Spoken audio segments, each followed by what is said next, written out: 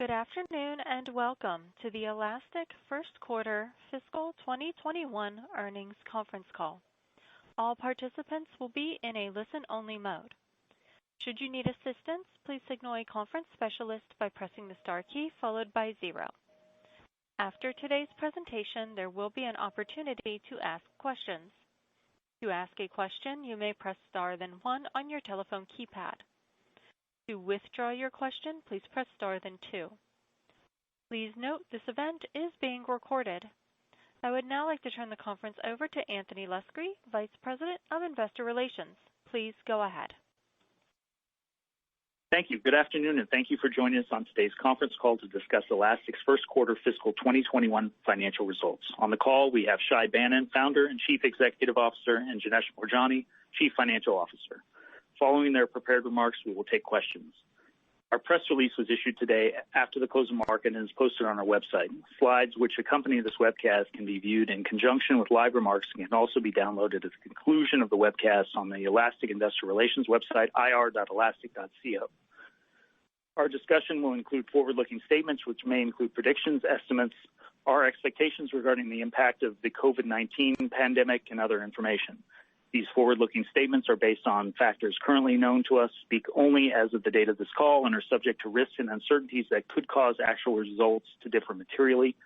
We disclaim any obligation to update or revise these forward-looking statements.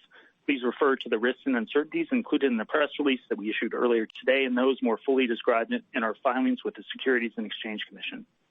We will also discuss certain non-GAAP financial measures. Disclosures regarding these non-GAAP measures, including reconciliations with the most comparable GAAP measures, can be found in the press release and slides. The webcast replay of this call will be available for the next 60 days on our company website under the Investor Relations link. Our second quarter fiscal 2021 quiet period begins at the close of business Friday, October 16, 2020. We'd also like to inform you that we will be virtually participating in the Citi 2020 Global Technology Conference on September 9th and the Jefferies 2020 Software Conference on September 14th. Also, we are finalizing the details of our inaugural virtual analyst meeting on October 14th, and you can expect more specifics in the next few weeks. With that, I'll turn it over to Shay. Thank you, Anthony. I'm happy to be here with all of you today. I'd like to share some highlights from our Q1 results with you. Before I do, I want to say that I hope everyone is staying safe and healthy during these uncertain times. I'm proud to report that we started the new fiscal year off strong, maintaining resilience despite COVID-19, and we believe we are well positioned for the future. In Q1, revenue grew 44% year over year. We ended the quarter with more than 12,100 subscription customers, including over 630 with ACV of more than $100,000. And we maintained our net expansion rate of over 130%. I'd like to thank our community of customers, partners, users, and employees who made this possible. During the quarter, as we anticipated, there were some headwinds and some tailwinds. The headwinds were COVID disruptions, softness in sectors such as hospitality and transportation, and some customers taking longer to review transactions, resulting in slightly longer sales cycles.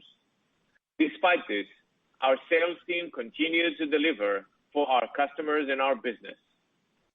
We also experienced some tailwinds due to COVID, from the changes to the overall business environment and spending priorities, as well as increased demand across some sectors. For example, a U.S. online marketplace for beverage delivery operating across 60 markets adopted Elastic Cloud to power their application search. Our ease of use and scalability allowed them to reduce operational costs and meet double the demand from their customers. Our solutions are also aligned with customer priorities in this environment. For example, increased online interactions place greater load on mission-critical systems, which increase the need for observability. The U.S. healthcare industry has seen an over 30 times increase in telehealth appointments compared to pre-COVID appointments. As such, one of our customers, a leading managed healthcare customer, has seen video appointment volume grew from an average of 700 to 20,000 per day. For them, uptime matters. An hour-long outage impacts significantly more patients than it did pre-COVID. And our observability solution for log, metric, and APM data helps keep those systems online.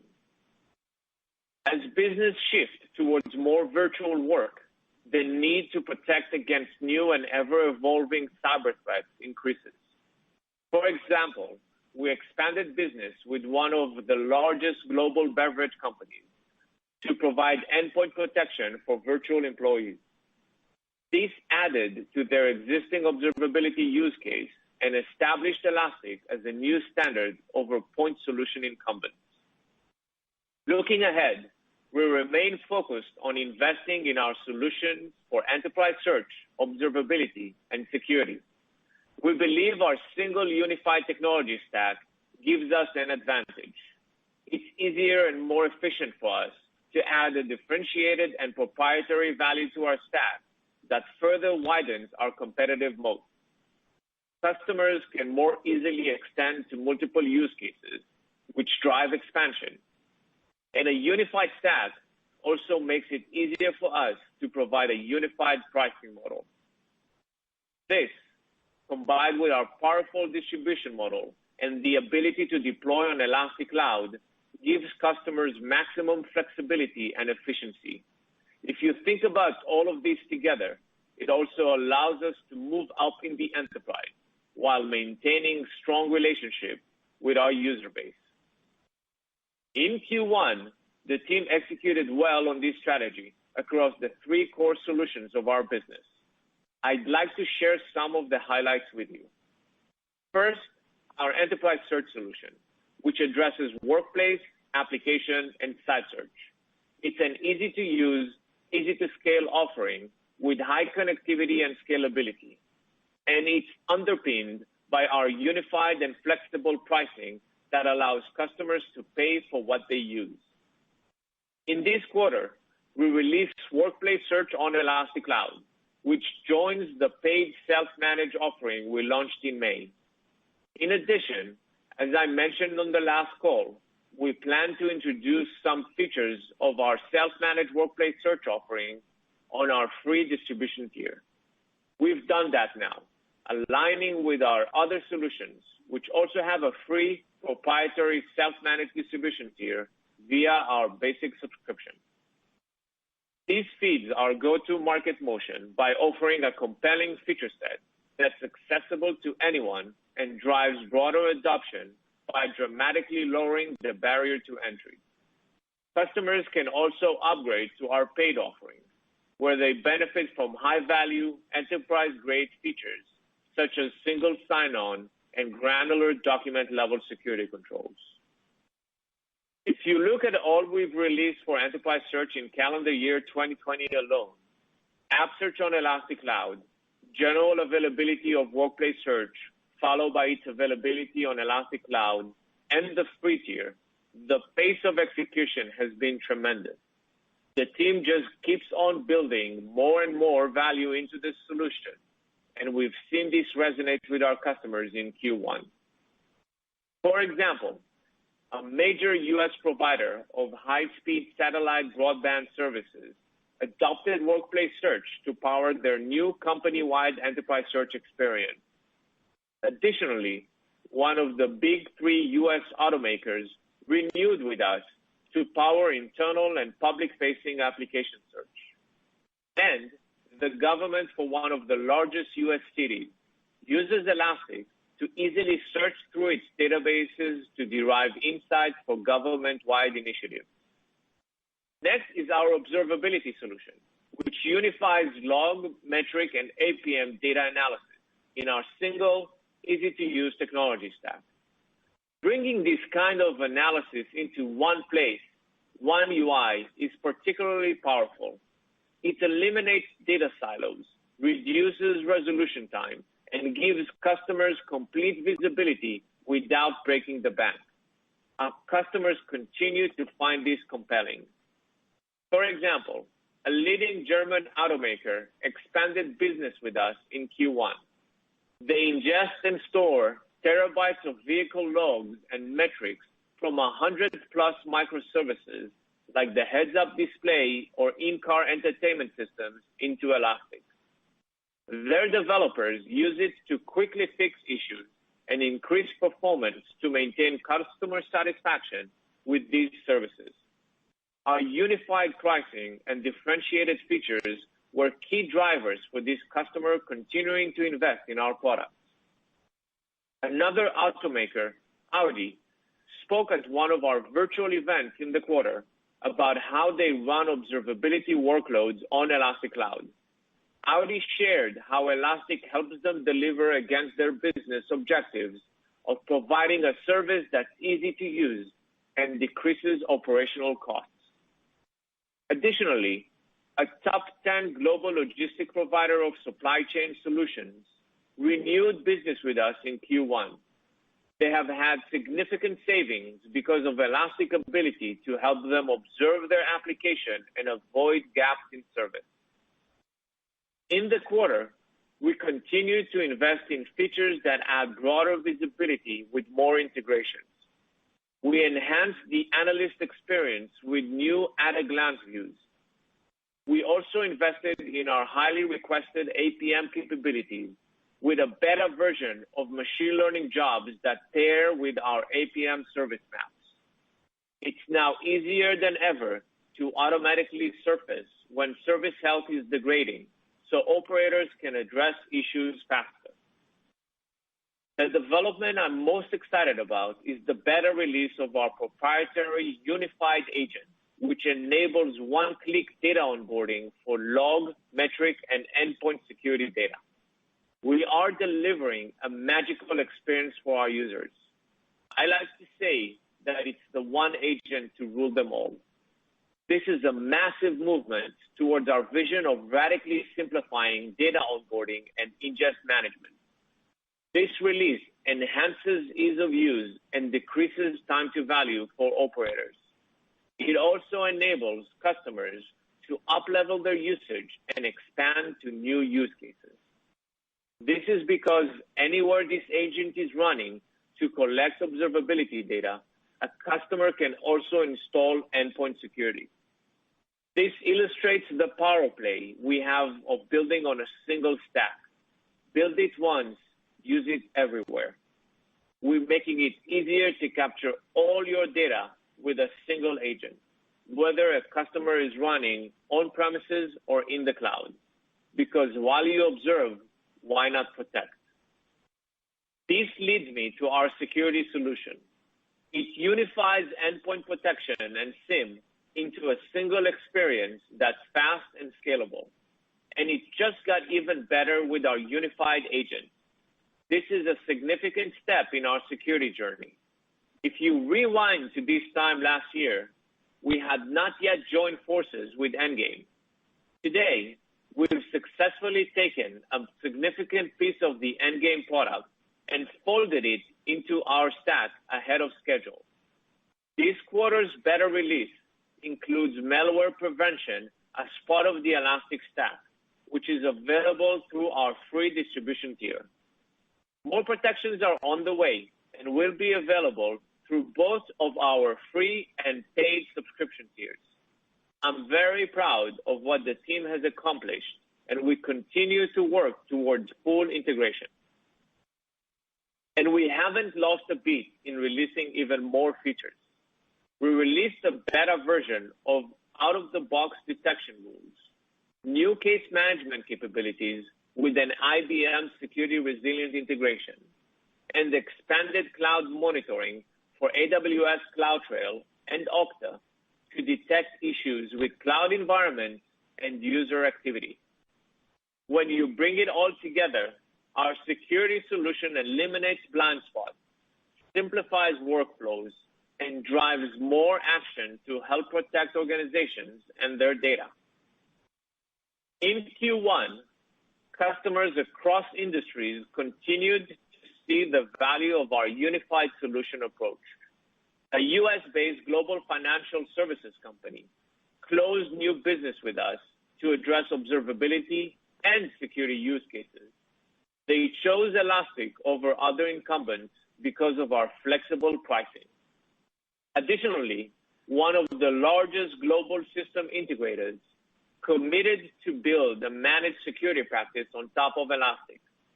Although it is still early days for this relationship, this win further strengthens our ties with a global strategic partner that can provide Elastic the opportunity to present our value to C-level audiences around the world. We also saw continued traction in the public sector with the Defense Information System Agency, where our security solution and services are empowering security analysts to discover and mitigate cyber threats quickly. Now to our cloud business. We continue to invest where our customers wish to run, on the cloud, on-prem, or in hybrid environments. We make deploying and scaling our solutions while minimizing operational costs easy with Elastic Cloud, which is available on AWS, Google Cloud, Microsoft Azure, Alibaba, and Tencent. The ease of deployment, scaling, and reduction in operational costs remain a priority for customers. For example, Etsy, who spoke at one of our virtual events in Q1, runs their observability workloads on Elastic Cloud on Google Cloud. In addition to reducing time spent on infrastructure management, our ease of use was a deciding factor for them and has played a role in helping them scale to meet greater online engagement this year.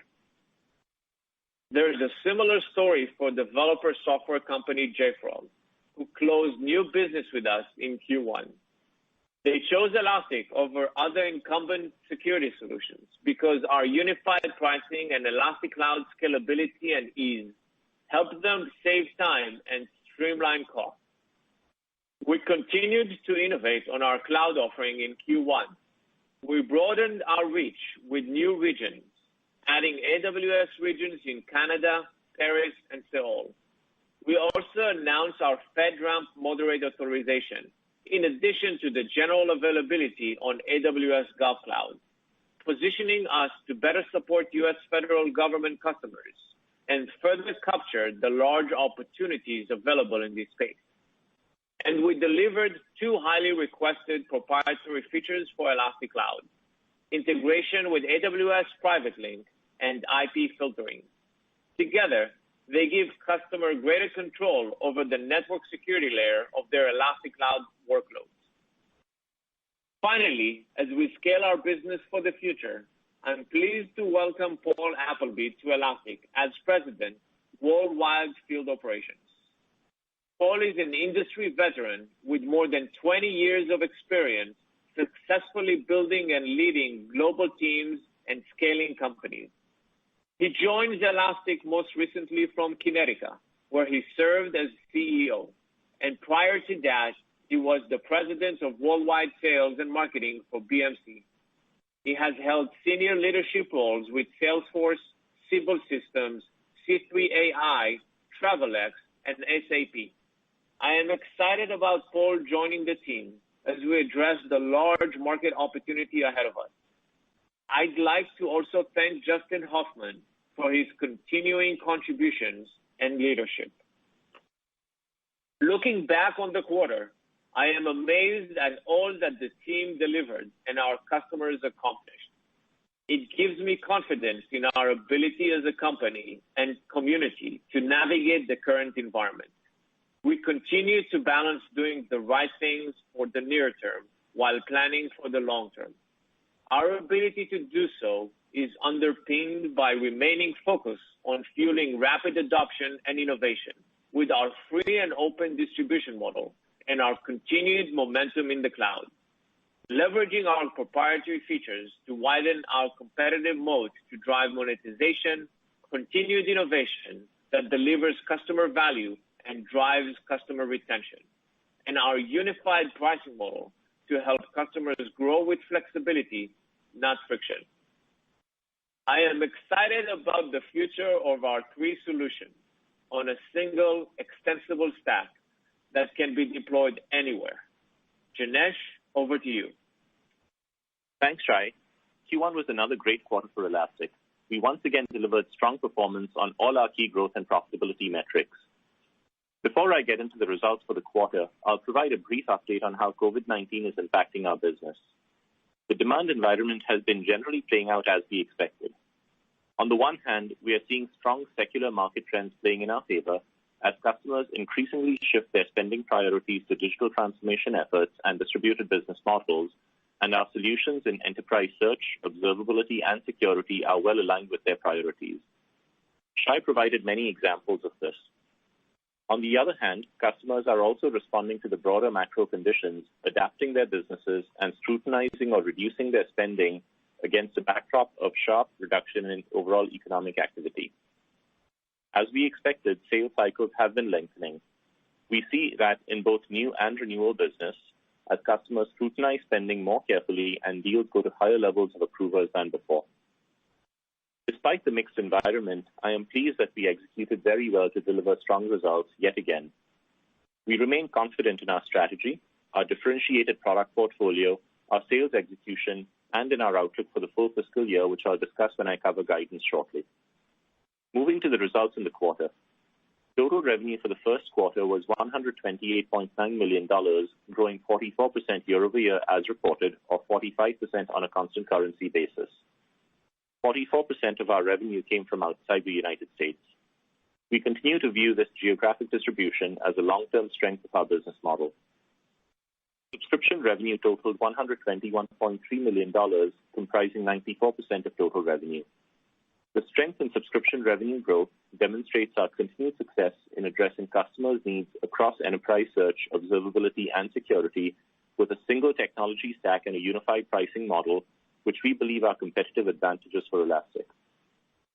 Within subscriptions, revenue from Elastic Cloud, which is our family of SaaS products, was once again strong at $32.6 million, growing 86% year over year, both as reported and on a constant currency basis, continuing a multi-quarter trend of robust year-over-year growth in this key strategic area. We saw strength in both our annual SaaS business as well as our monthly SaaS business. Our feature advantages over competitors, our expanding reach, and our partnerships continue to give us confidence that Elastic Cloud will grow faster than our overall business. Professional services revenue was $7.5 million, comprising 6% of total revenue. As I've said before, services revenue can fluctuate across quarters depending on the timing of projects and delivery. We also saw strong growth in new services orders in the quarter, reflecting the customer value of our training and consulting offerings, which continue to be enablers of subscription growth. Moving on to calculated billings. Calculated billings in Q1 grew 45% year over year, or 47% on a constant currency basis, to approximately $130 million. To provide a bit of geographic color, the Americas grew the fastest, with strong performance in the federal business, followed by EMEA and then APJ. At the end of Q1, total deferred revenue was approximately $278 million, up 63% year over year. The increase in long-term deferred revenue included approximately $5 million from a multi-year transaction in the federal business that was invoiced entirely upfront instead of our usual practice of annual billing. This was at the customer's request based on their program budget. Remaining performance obligations totaled approximately $576 million, up 59% year over year. Although we do not actively manage the business to a target contract lengths were slightly longer compared to a year ago, but continue to be roughly 1.5 years on average. As a reminder, our monthly SaaS business has no deferred revenue or remaining performance obligations. Turning to customer metrics. As of the end of Q1, we had over 12,100 total subscription customers, compared to over 11,300 such customers at the end of Q4. The majority of the growth in total subscription customers once again came from Elastic Cloud. We also ended the quarter with more than 630 customers with annual contract values above $100,000, compared to more than 610 such customers at the end of Q4. Our existing customers continue to expand their relationships with us, reflecting increased spend for existing use cases and adoption of new use cases. In Q1, our net expansion rate slowed a few percentage points compared to prior quarters, reflecting the macro spending environment I discussed earlier, but remained over 130%. Overall, we were pleased with our customer metrics as we continue to execute against a significant market opportunity ahead of us. Now turning to profitability, which is non-GAAP. Gross profit in the first quarter was $98.7 million, representing a gross margin of 76.6%. We continue to track well relative to our expectations. In the near term, we will continue to invest in Elastic Cloud, which will remain a modest headwind to gross margin overall. Looking at operating expenses in Q1, we managed our investments and spending well as we remained focused on driving top-line growth while scaling our investments with discipline. Our operating loss in the quarter was $4.3 million, with an operating margin of negative 3.3%, which was better than expected, primarily due to the strong revenue performance in the quarter. This reflects the strength of our underlying business model. The FX impact on operating margin was insignificant, as we have natural hedges as we incur expenses globally as a distributed company. Net earnings per share in Q1 was 6 cents, using 96.1 million weighted average diluted shares outstanding. This compares to a net loss per share in Q1 of last year of 32 cents. Given the significant movement of foreign exchange rates in the quarter, we had an accounting benefit related to unrealized foreign exchange gains on some of our intercompany balances, which favorably impacted net income by approximately $10 million and EPS by 11 cents. I'll point out that although this accounting gain impacted EPS, it had no impact on our operating performance. We expect some of these intercompany balances to settle in Q2, and similar to Q1, we expect no impact to operating performance in Q2. Turning to free cash flow. Free cash flow was positive $21.6 million in Q1 compared to a negative $3.3 million in the same period a year ago, reflecting stronger than expected collections in the quarter and also our continued progress in free cash flow margin improvement. As a reminder, we look at free cash flow and free cash flow margin primarily on an annual basis, since there are both seasonal and timing effects in any quarter, making quarterly cash flow inherently lumpy. We continue to expect free cash flow margin of approximately -2 to -4% in fiscal 21, with a goal of achieving positive free cash flow margin in fiscal 22. We ended the quarter with approximately $350 million in cash and cash equivalents. We remain comfortable with our cash position from an operating perspective. Before I move to guidance, I'll remind you of the overall framework that we laid out for the year. As we shared on our prior call, we expected that the economic shock from COVID-19 would likely create headwinds to calculated billings for a couple of quarters. We also moderated our pace of investments in response to that. Q1 played out as we expected, and we continue to follow our framework. We expect that COVID-19 headwinds may continue in the form of longer sales cycles. We will stay disciplined in our approach to investing in the near term, while gradually increasing the level of investments commensurate with the growth opportunity we see in the long term. We plan to invest in all disciplines, R&D, sales and marketing, and G&A. Additionally, we expect continued savings from travel and events, which will be partially reinvested in other programs intended to drive growth. Note, we expect our spending in these areas to return to previous levels in fiscal 22. We also expect to continue to drive operating margin improvements, demonstrating the operating leverage inherent in the business model. Turning to guidance. For Q2, we expect revenue in the range of $129 million to $131 million, representing a growth rate of 29% year-over-year at the midpoint. We expect non-GAAP operating margin in the range of negative 11.5% to negative 10.5%, and non-GAAP net loss per share in the range of 22 cents to 20 cents, using between 86 and 87 million ordinary shares outstanding. For fiscal 21, we expect revenue in the range of $544 million to $550 million, representing a growth rate of 28% year-over-year at the midpoint. We expect non-GAAP operating margin in the range of negative 13.5% to negative 11.5%, and non-GAAP net loss per share in the range of 83 cents to 69 cents, using between 87 and 89 million ordinary shares outstanding. In closing, we delivered another strong quarter, executing well and delivering growth while investing to address the rich market opportunity ahead of us across our three solutions. I look forward to sharing our progress with you as we move forward. With that, let's take questions. Operator? We will now begin the question and answer session. To ask a question, you may press star then one on your telephone keypad. If you are using a speakerphone, please pick up your handset before pressing the keys. To withdraw your question, please press star then 2. At this time, we will pause momentarily to assemble our roster.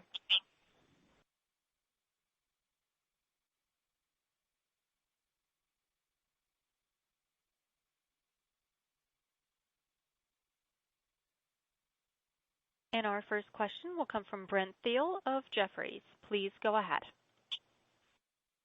Thanks, Shai. You're the second company tonight to talk about lengthening sales cycles and some unevenness. Obviously, many of us would expect this, but I guess just give us a sense, is this just the initial kind of turbulence coming off of customers that came back and you're now settling into a new norm, or is there something new that's settling into the sales motion that maybe you haven't seen since COVID kicked off?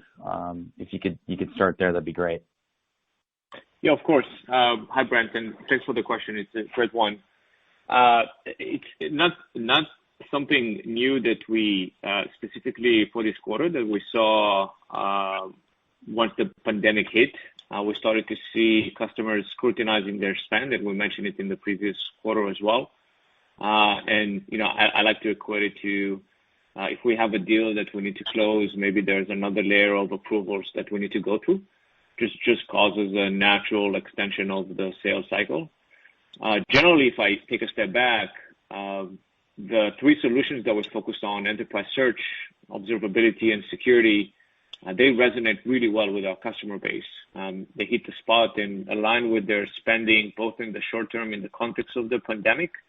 E-commerce is a great example of that, for example.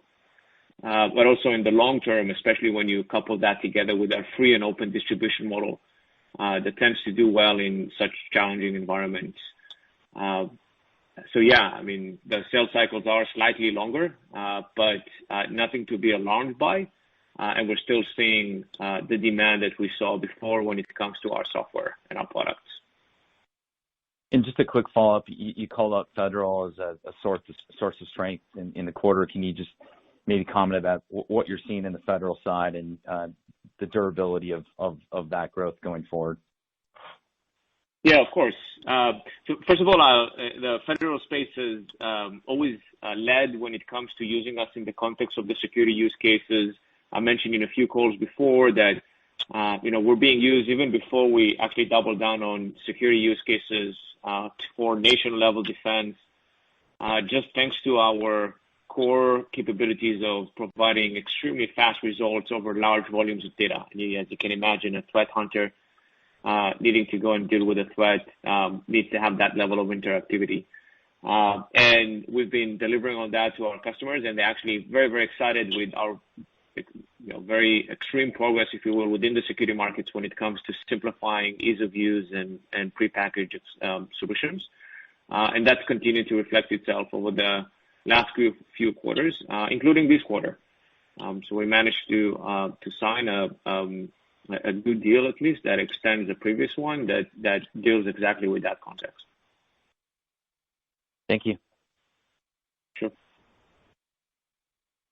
Our next question comes from Tyler Radke of Citi. Please go ahead. Hey, thanks, and good afternoon, Janesh and Shai. The first question I had was for you, Janesh, and I think last quarter you told us that we should expect some headwinds on calculated billings in the first half, and I think clearly looking at the numbers this quarter, overall billings growth was pretty consistent with what you did in the full year for FY20, and short-term billings growth was really strong, up in kind of the 60% growth year over year. So I guess, is there something we're missing in billings that maybe was a one-time nature? Because it seems like we're not really seeing those headwinds play out, and I guess I'm just curious if you do expect something to play out in Q2 that maybe we should be aware of. Thank you. Hey, Tyler.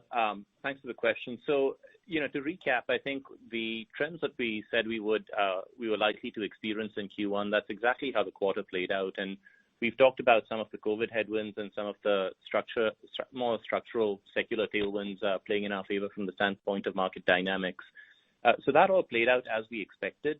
In terms of the billings growth, I guess the only thing I'd point out is the things I mentioned in my prepared remarks already, where we had the benefit of of approximately $5 million in long-term deferred from a customer that wanted to pay us for an entire multi-year value transaction up front. So that's probably the one thing that I would call out as being a little bit different. We have some of those every quarter, and there's always some invoicing and bookings differences. But this one was a bit more sizable. So that's the one thing I'd probably highlight there. But overall, it was a pretty solid quarter for us, and we're quite pleased with the way the team executed.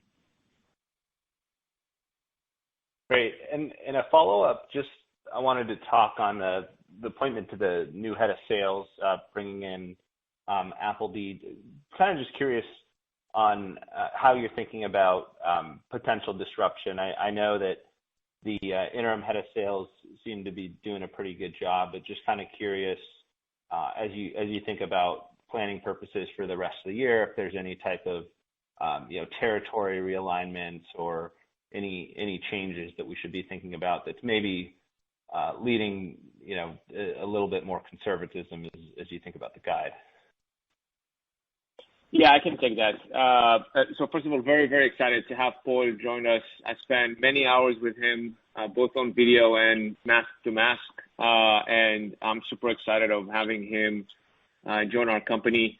As I mentioned before, we're looking for someone that can come in and get us and build the next set of foundations as we look forward to scaling the company to $1 billion in revenue and above. So it's not about something tactically that we're being challenged with. We have a very strong team and very strong leadership team in Justin Hoffman and the rest of the leaders that we have in the field.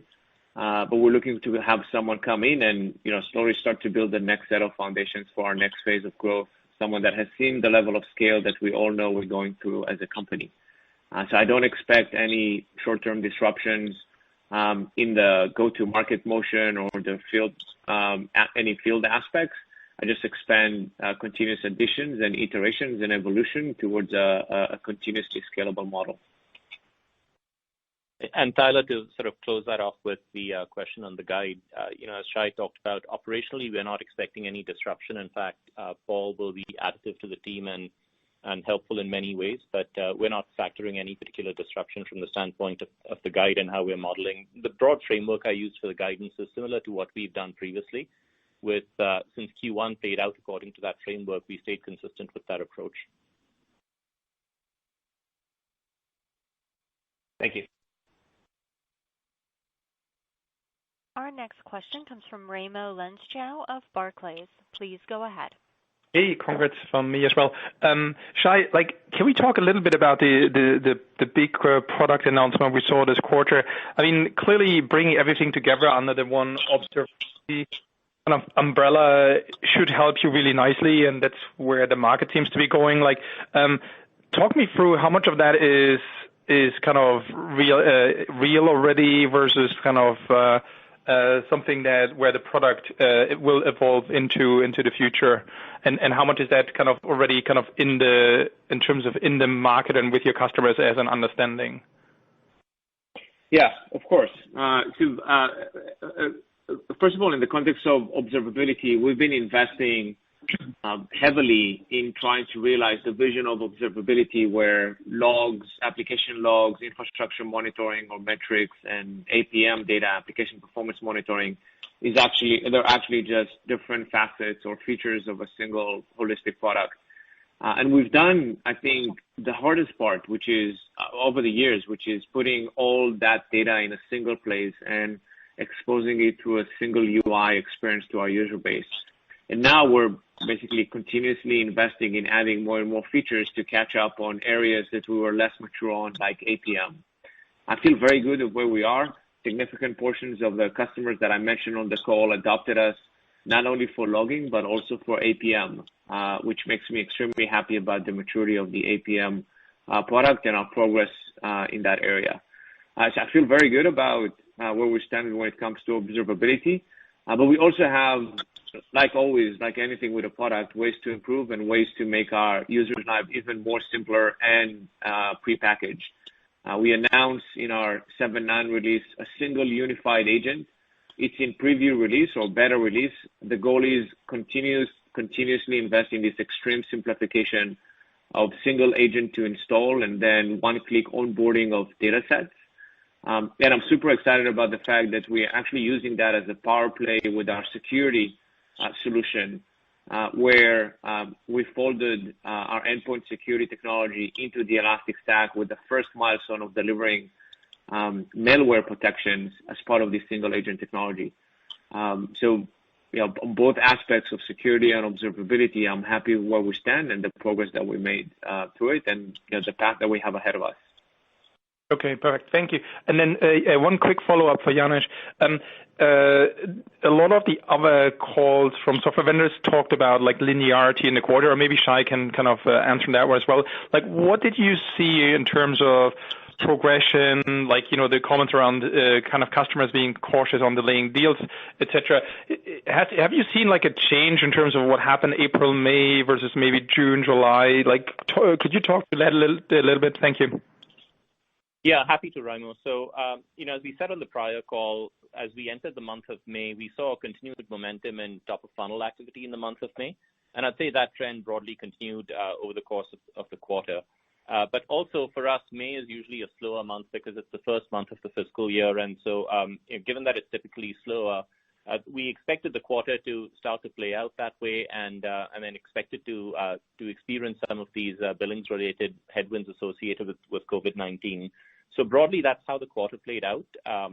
In terms of other trends within the quarter and how the business actually closed, there was a little bit of variation.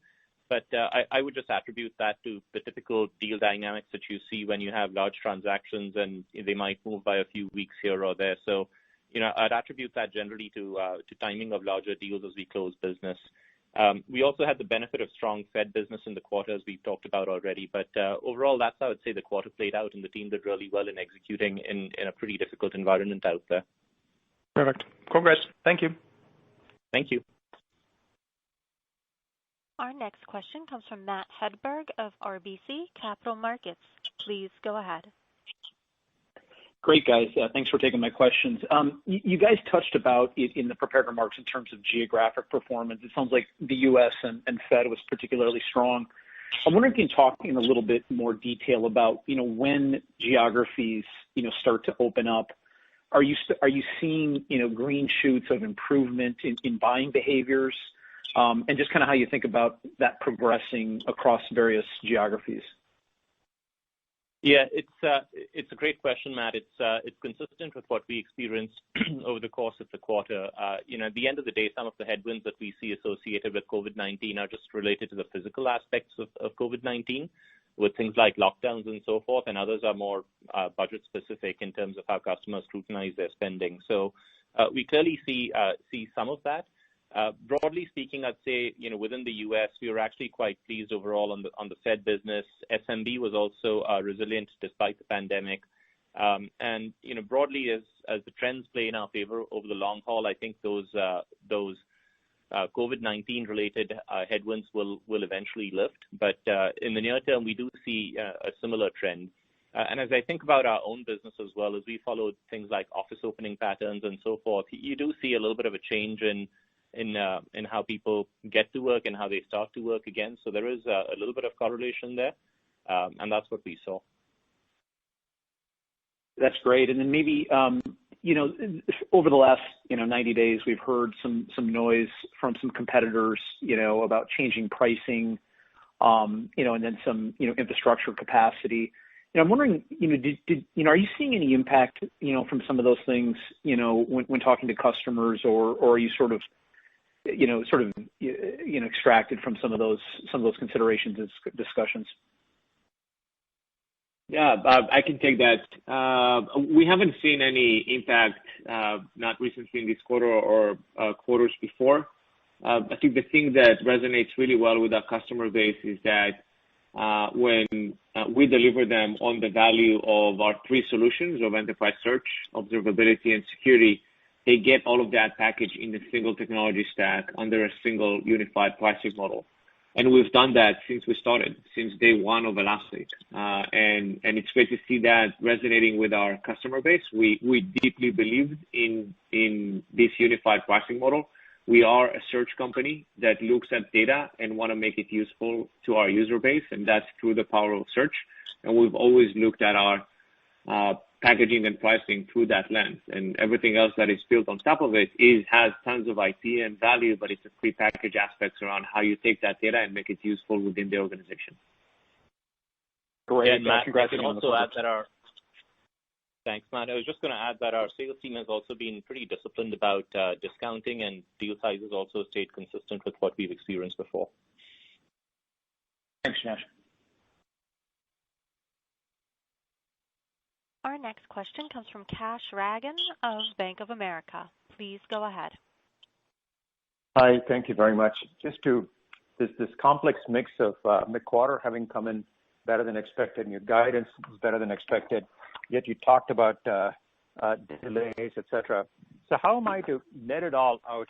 Is it just, and I mean this in a very funny way, is it that you're embarrassed that your results are so good relative to everything that's going on in the world, and so you have to, give those caveats out? Or is it that you've actually managed in the past 3 months to learn how to operate in one of the most difficult environments, and that as a result of that experience, you've come out better, and so you have a forecast that feels good to you, feels so sweet, and that this deal volatility and push-outs, you have gotten accustomed to it, and so therefore you've got the right coverage ratio, and so therefore you feel good about it? Or net it all out between that extreme to this extreme? Is there still some uncertainty out there that worries you? Yeah, Kash, I'd say it's more of the latter. We'll never be embarrassed to take credit for strong performance, especially when the team has worked so hard to deliver well in this environment. One of the core tenets of our culture, or our source code as we call it, is that we're humble and ambitious at the same time. And so maybe that's what you're seeing come through here. But obviously it was a stellar Q1 from our perspective. And then in terms of just thinking ahead, obviously on the guide, as you noted, we raised by more than what we beat. But we're just calling what we see out there in the market, right? That we do see these ins and outs where you've got, on the one hand, COVID-19 headwinds. On the other hand, you've got a secular shift that's playing in our favor. And it just depends on how those balance out over the course of the next few quarters here. So that's all we're indicating. Nothing deeper than that. Yes, totally meant as a compliment, by the way. And Shai, as you simplified the suite, and are there early data points, anecdotes to suggest that the suite strategy is playing out, as evidenced by maybe $1 million plus deals where customers are not using you just for search, but for APM and security, et cetera? You're starting to see more evidence of, as you put it, the convergence of buying centers into big suites for suite purchases. Thank you. Yeah, definitely the simplification of into 3 concrete solutions has helped, especially when we go and talk to our customers, and they can go and decide if they want to peel the onion, if you will, and see all the features that are within each and every one of them. And even, by the way, between the 3 of them, we just released a major milestone in a preview release of our single agent, and now literally endpoint protection is a click away for all of our observability users, which is extremely exciting for me, and being able to push the boundaries even across our existing solutions. I mentioned also that many of the customers that I mentioned in the context of observability are ones that adopted us not only because of logging, but now also thanks to APM. So to me, like, that shows the maturity of the features within the observability solution that we have, because you still need to be able to deliver on all of that, whether you end up bucketing it into 3 solutions or 7. So that excites me. And definitely when I talk to customers, and I just came off an ABC today with one of our major customers that we have, and they're super excited about the vision that we're painting when it comes to our observability solution. And they're even more excited about the ability to fold security into the same team and the same efforts. Got it. Thanks so much. Congrats again. Thanks, Kash. Our next question comes from Mark Murphy of JP Morgan. Please go ahead. Hey guys, congrats on the quarter. This is Pinchal. I'm filling in for Mark. Thanks for taking our questions. Firstly, Shai, I noticed the last fiscal year in the 10K, you kind of showed that the number of patents that you filed and was issued in U.S. kind of number of patents kind of doubled year over year, seems like. Could you talk about maybe which solutions are those mainly focused on across search, observability, and security, and anything to call out that could further increase your moat? Yeah, of course. So like any company that matures and it's in process of evolving, we started to file patents for existing technology that we think it's unique for us as another way to protect our IP, which we care a lot about, as you know. I won't necessarily call out specifically a specific solution. They're actually well balanced across the three solutions, and a big part of them actually goes to our single technology stack that tends to have features that go across all of the solutions, and that's another area that we end up patenting. So there isn't any specific density of patents, if you will, in one area versus another. Understood. Okay. And Janesh, can you talk about the net expansion rate? I think you mentioned something around it slowed a bit. Is there a way to quantify it? Is that 3, 4, 5 points? And what did gross renewal rate or churn? How did that do during this quarter? Yeah, Pinjalim. So in terms of the net expansion rate and the change we saw there, I'd say it was just a few percentage points, but we did want to flag that for you. And then in terms of churn, look, Q1 was a good quarter for us, right? We're pleased that customers continue to see significant value in everything that we offer around our solutions and our paid features. The lengthening sales cycles, as we said earlier, apply to both new and renewals. So deals can sometimes close after the due date for the renewal, but we've always had some of that dynamic. So we didn't see any big shift in the overall churn rates. They've not changed meaningfully, and I'd say our gross renewal rates overall were consistent with what we've seen in Q4. So we're pretty solid on that front. Awesome. Thank you so much. Our next question comes from Ittai Kidron of Oppenheimer. Please go ahead. Thanks. Hey, guys. Congrats on a great quarter. A couple from me, one for you, Shai, on the product side. There's a lot going on, so first of all, congrats on that front. I don't know how you managed all of that stuff, but thinking about Endgame and specifically the adoption, can you talk a little bit more about transition of customers from standard gold and platinum into enterprise? If I remember correctly, a lot of the Endgame features are more focused on the enterprise side of the equation. How has that helped in that transition? And then also, if you can comment about workplace search, that was a great announcement last quarter. What has been feedback from customers on that front? And I have a follow-up. Yeah, of course, Ittai. Happy to take that. So first of all, when it comes to Endgame, we took the old Endgame platform and provided it to our existing Endgame customers that need to renew, and a very selected few customers, new customers that need endpoint security, and their need was in high demand. But we actually put significant portion of our investment into folding endpoint security into the stack, and that's our focus, and that's where we want to get our customers and our users to adopt us through. We just released the first milestone of it. It's in beta. It only has the malware protection out of the many other protections that the existing Endgame solution has.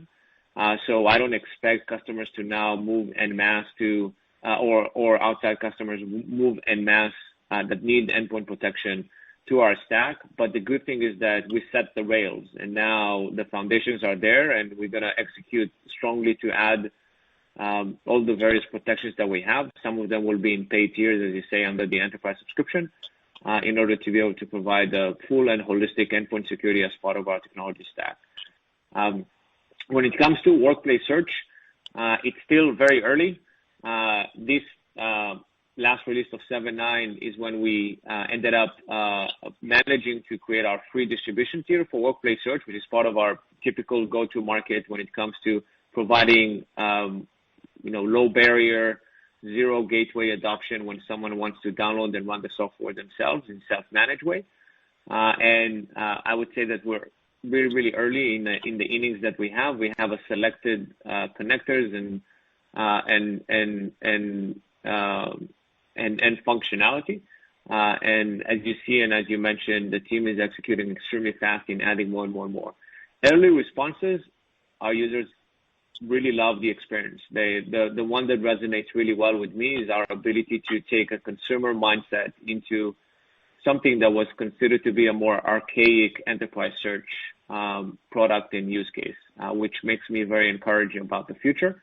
Now it's a question of execution, adding more connectors and adding more features to provide the breadth of connectivity that our users want and expect when it comes to workplace search. Got it. And then Janesh, you've talked about the lengthening of sales cycles, which is understandable. I guess maybe you can comment on it from a linear progression through the quarter. I mean, was it fairly consistently longer through the quarter, or as you went through the months, it did somewhat improve? And maybe you could also talk about how does pipeline look like, end of quarter versus start of quarter? Yeah, happy to, Ittai. So, I think what we saw was a little bit of variation across the quarter. So if I think about it in two components, as I mentioned earlier, pipeline momentum continued with all the top of funnel activities continuing strong in the month of May, and those continued over the course of Q1. And then as I think about how the business closed, obviously May is usually a slower month for us, as I mentioned earlier, because it's the first month of our fiscal year. And then we saw some variation just based on the timing of transactions and how things may have closed. But I'd say that the general tone was consistent through the course of the quarter. And then with respect to pipeline, again, the top of funnel activities that we saw in Q1 have continued, and I think we're quite pleased with the momentum that we're seeing there. It's just a question of how long that takes to now convert into business with longer sales cycles. Very good. Good luck, guys. Thank you. Our next question will come from Andy Nowinski of D.A. Davidson. Please go ahead. Hi, thanks for taking the question. This is Hannah on for Andy. We've heard positive data points from the channel on data lakes and specifically Elastic being deployed in them. As a result, have you seen improvement in win rates versus Splunk? I can take that. This is Shai. Great question. When it comes to generally using us as a data lake, we see users using us definitely in this context, whether that's as greenfield implementation or whether that's against Splunk or Hadoop or other solutions.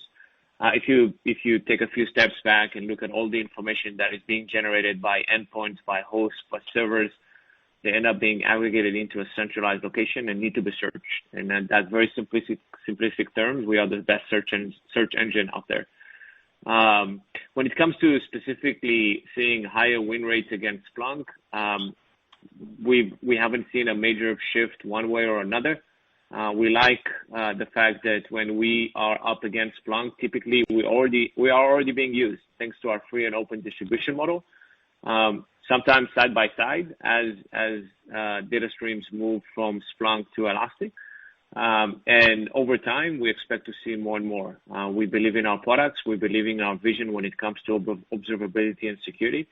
And we think that we provide a holistic, single SKU, single technology stack experience that is one of the leading ones in the market. Great, that's very helpful. Thank you. Just one follow-up. On the observability side, we heard from Datadog that large public cloud user customers optimized usage during the May-June period with a resumption in July. Just curious if you saw any dynamics similar to this play out at your customers. We haven't necessarily saw the specific dynamics that Datadog mentioned. As we mentioned, there's another level of scrutiny that our customers provide when it comes to closing deals and lengthening sales cycles. But at the same time, we do have tailwinds with increased usage and increased adoption for mission critical systems that are deployed, whether it's on the cloud or on-prem. So we haven't seen that specific dynamic play out. Great, thank you. Of course. This concludes our question and answer session. I would like to turn the conference back over to Shai Banin for any closing remarks. Thank you for joining us today. We're pleased with our first quarter results and remain focused on our long-term opportunity. We look forward to sharing more with you at our inaugural analyst meeting later this quarter. Ciao. The conference is now concluded. Thank you for attending today's presentation, and you may now disconnect.